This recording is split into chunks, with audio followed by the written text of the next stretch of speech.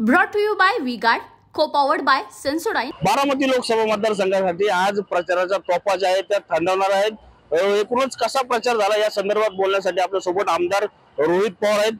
त्याला काय सांगाल, कसं वातावरण बारामती मध्ये जे आहे ते पाहायला मिळतं आणि विजय कसा निश्चित झालेला आहे तुमचा?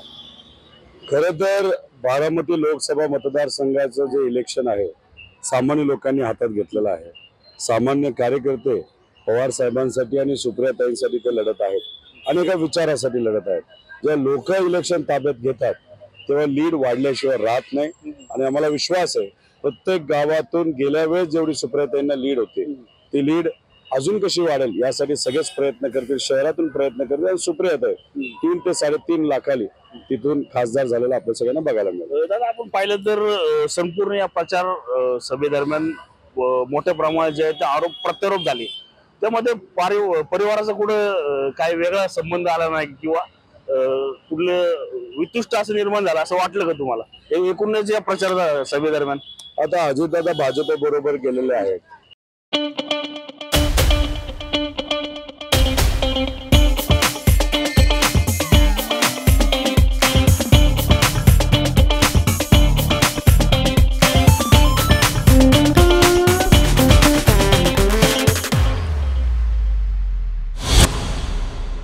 आणि आपल्या सगळ्यांना माहिती आहे की जेव्हा भाजप बरोबर एखादी व्यक्ती जाते तर एक तर भाजप राजकीय लेवल ठेवत नाही आणि जे लोक भाजप बरोबर जातात ते सुद्धा लेवल ठेवत नाही। दादांनी पवार साहेबांबद्दल काय नाही बोलले, वयाबद्दल बोलले, पवार साहेबांनी काहीच नाही केलं असं कुठेतरी बोलतात। सुप्रियाताईंबद्दल दादा बोलले, माझ्याबद्दल तिथं बोलले, त्यामुळे दादांनी तर कुठलीच लेवल ठेवली नाही।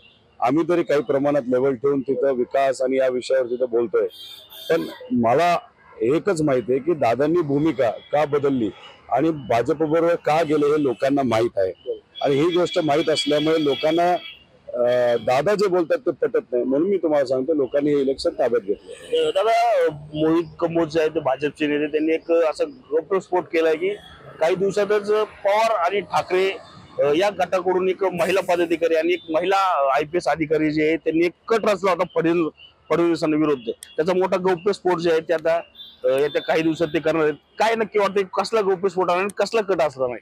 जेव्हा स्फोट होईल तेव्हा बघू ना आपण, मोठा वय का छोटा आहे त्यानंतर आपल्याला काहीतरी बोलता येईल। अजित पवारांनी काल एका सभेदरम्यान एक दावा केला की रशियाचं आणि युक्रेनचं युद्ध जे आहे ते मोदींच्या एका फोनवर थांबवण्यात आलं, मात्र परराष्ट्र मंत्रालयाकडून काही दिवसापूर्वी अशा प्रकारचे कुठल्याही प्रकारचा फोन जो आहे तो मोदींनी केला नसल्याचा दावा जो आहे तो त्या ठिकाणी केला आहे। मात्र अजितदादांकडून काल भर सभेत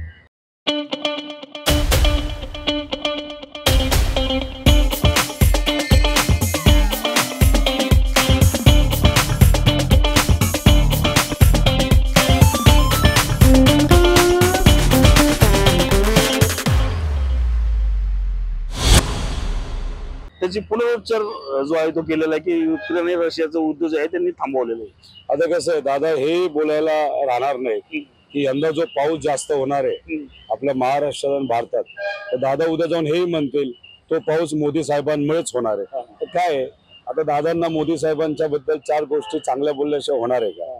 त्यामुळे दादा उद्या जाऊन काही बोलतील आणि उद्या चुकून जर काही चंद्राचं झालं तरी ते मोदींमुळेच झालं असं दादांना बोलावं लागेल। दादा, आपण पाहिलं तर गेली 50 वर्ष जे आहेत पवार साहेब ज्या ठिकाणी सांगता सभा घेत होते ते स्थळ जे आहे ते बदलण्यात आले, त्या ठिकाणी तुमच्या विरोधी उमेदवारांची सभा त्या ठिकाणी व्हावी, काय वाटतं?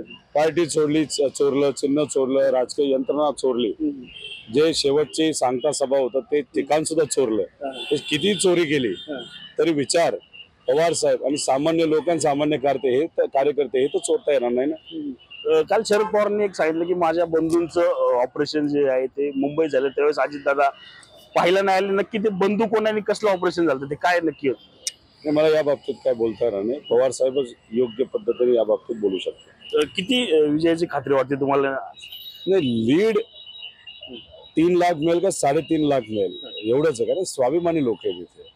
दादांनी भूमिका का बदलली, त्यांच्या कारखान्यांवर कारवाई केली गेली, आता ते कारखाने त्यांनी कसे उभे केले हे जग जाहीर आहे। मग अशा परिस्थितीमध्ये तुम्ही तुमचं साम्राज्य झिंझिण्यांपासून त्वरित आराम मिळवा सेन्सोडाइन रॅपिड रिलीफ बरोबर। टिकवण्यासाठी तिथे गेला असाल तर लोकांनी तुमच्या बरोबर गेलं पाहिजे असं नाही ना. जे लाभार्थी आहेत, जे मलिदा गँग आहे ते तुमच्या बरोबर आहेत. दादाच परवाच्या एका साताऱ्याच्या भाषणात काय बोलले, नेत्यांनी कार्यकर्त्यांकडे कधी जायचं असतं इलेक्शन पुरतं. म्हणजे 4.5 वर्ष कार्यकर्त्यांना, सामान्य लोकांना तुम्ही दुर्लक्ष करायचं, इलेक्शन आल्यावर त्यांच्याकडे जायचं. आता कार्यकर्ते आणि लोकच म्हणतायत की लाभार्थी जे आहेत ते तुमच्याकडेच ठेवा, आम्ही विचाराबरोबर आहोत. त्यामुळे ही गोष्ट इथे असल्यामुळे लीड किती राहील, कारण स्वाभिमानी लोक पवार साहेबांबरोबर आहे, त्यामुळे लीड किती राहील हाच प्रश्न आहे. पण आमचा अंदाज 3-3.5 लाखाची लीड नक्कीच सुप्रियाताईंना मिळेल. Ranjit Jadhav, TV9 Marathi, Pune. Brought to you by V-Guard, co-powered by Sensodyne.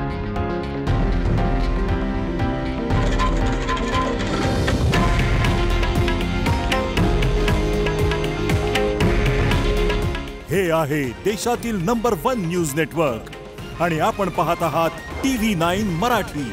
काळजी तुमची, हित महाराष्ट्राचं.